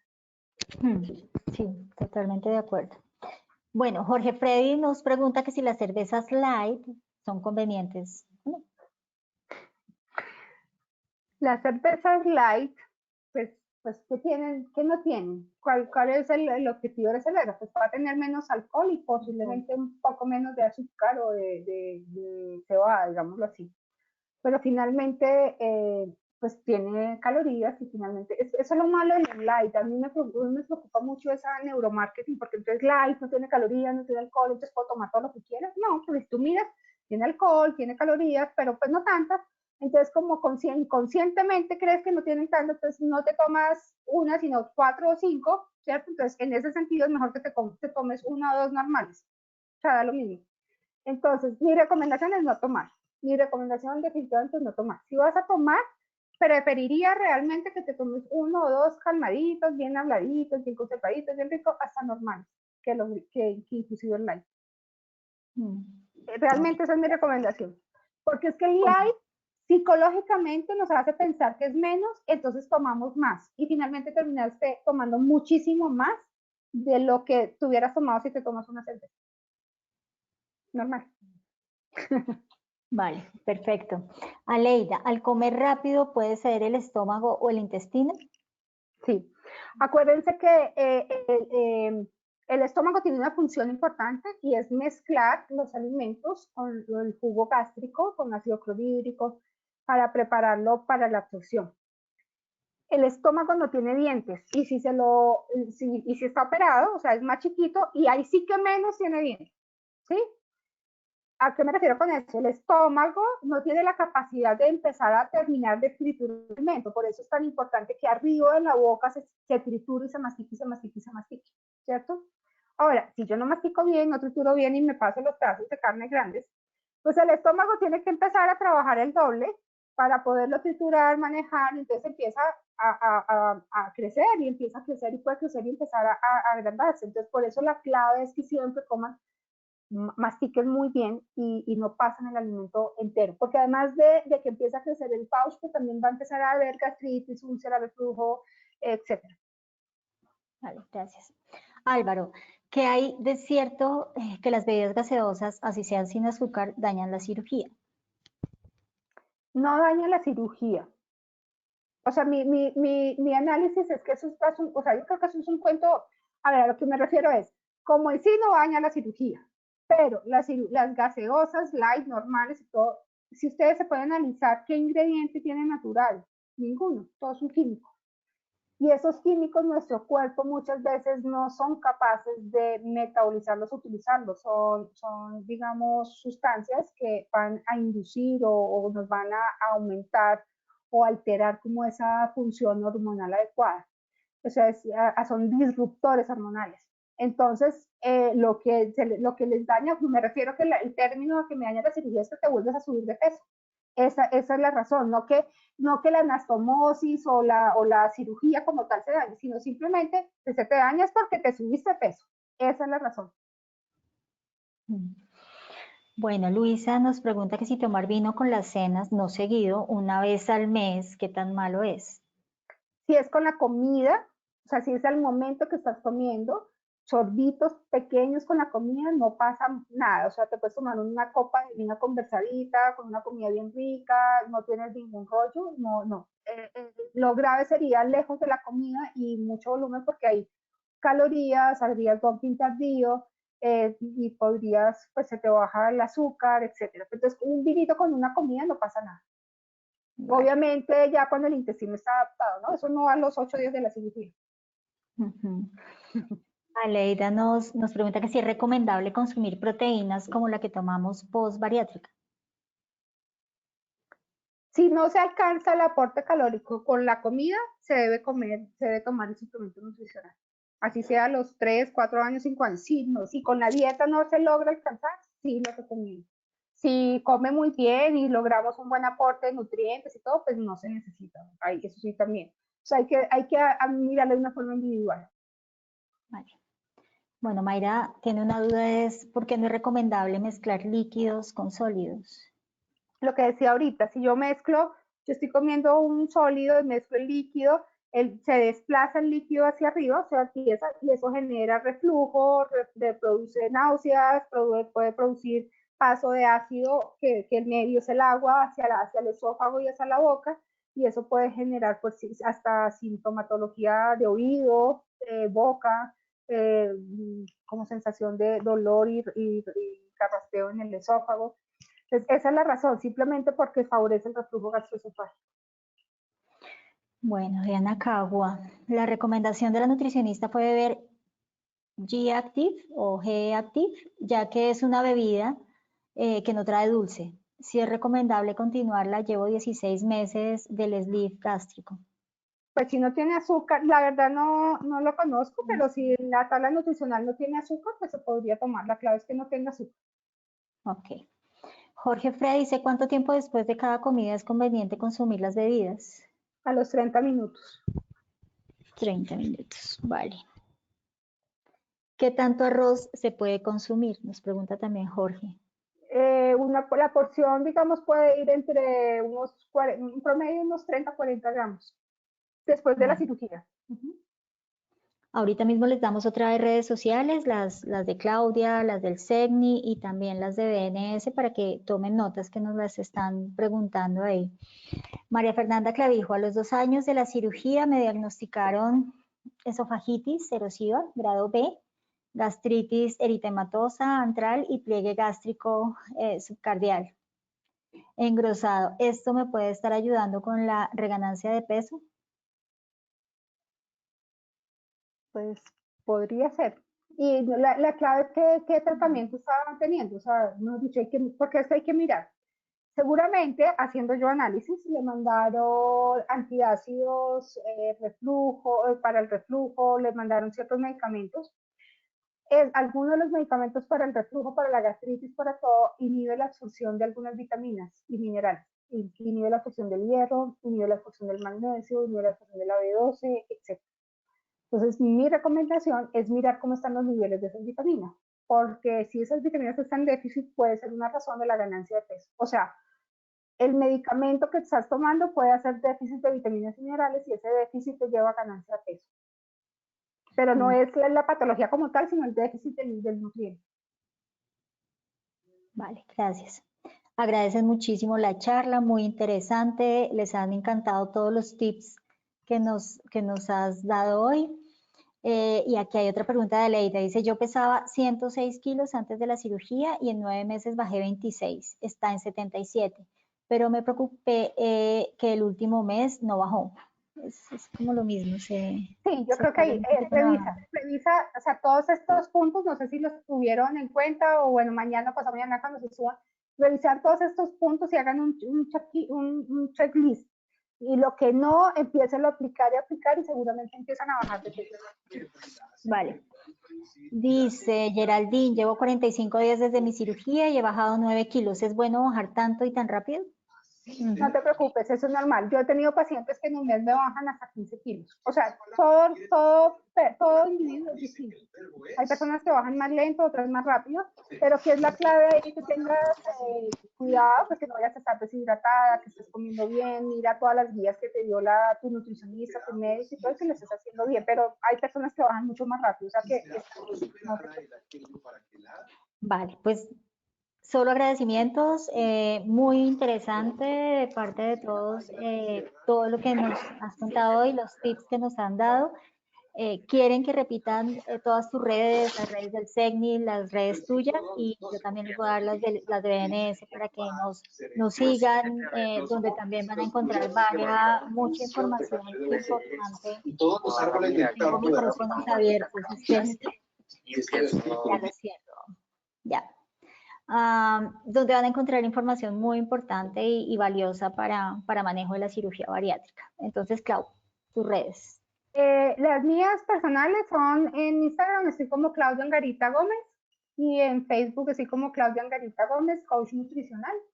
Y el del SEGNI en Instagram es SEGNI Nutrición, y, o sea, y en las páginas Centro Colombiano de Nutrición Integral. Y Lili, ¿tú das las de sí, en la página web pueden encontrar información, como les decía, hay recetas, hay tips importantes para la nutrición en pacientes bariátricos. La página es www.bariatricanutritional.co, ahí nos pueden encontrar. Y las redes sociales son en Instagram, nos encuentran como BNS Nutritional o Nutritional con T, y en Facebook BNS Nutritional también, o Nutritional con T. Esas son las dos páginas donde igual encuentran las charlas, encuentran mucha información valiosa para la nutrición de los pacientes bariátricos. Y ya, Clau, muchísimas gracias. Con gusto, lo que necesiten, de verdad quedo súper pendiente, con las redes sociales, ahí estoy súper pendiente para apoyarlos en lo que necesiten. Vale. Y gracias por la invitación. Muchísimas gracias, de verdad, muy, muy útil.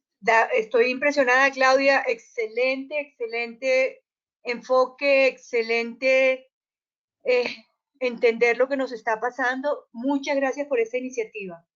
No, Josefina, con mucho gusto, y lo que necesites ahí, yo que sé que en bariátrica les ayuda y yo lo que les puedo ayudar también. Vale, muchísimas gracias a todos, se nos fueron casi las 2 horas, muy interesante estuvo y gracias. Buenas noches para todos, mil gracias, Clau. No, Que estén bien. Bueno. Gracias para todos. Muchas gracias.